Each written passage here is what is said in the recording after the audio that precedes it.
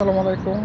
যে যেখানে দেখেন প্রতিনিয়ত সবসময় আমার ভিডিও, এত সুন্দর পৃথিবীতে একদিন ছেড়ে চলে যেতে হবে মায়ার দুনিয়ায়। আজ আছি কাল নেই, তবু প্রিয়জন, প্রিয় বন্ধুবান্ধব যারা আছে ক্ষমা দৃষ্টিতে দেখবেন। হয়তো আজ আছি কাল চলে যেতে পারি, কিন্তু এই দুনিয়া মায়ার বেদন ছেড়ে একদিন চলে যেতে হবে। এটা সত্য, এটা বাস্তব, মানতে হবে যে পৃথিবীতে শুধু একদিন মেহমান। যার কর্ম ভালো এই দিনে পরীক্ষার দেওয়ার জন্য এই দুনিয়াতে আমরা আইছি, আবার চলে যেতে হবে। ওইটা হলো আসল দুনিয়া। আল্লাহ পাক এই মায়ার দুনিয়া সৃষ্টি করে পাঠাইছে আমাদেরকে শুধু এই দুনিয়াটাকে শুধু একটা টিকিটের মতো, যে তোমাকে টিকিট দিয়ে পাঠাইলাম, তোমার আবার ম্যাচ শেষ হলে আবার আমার কাছে চলে আসতে হবে। এটাই সত্য।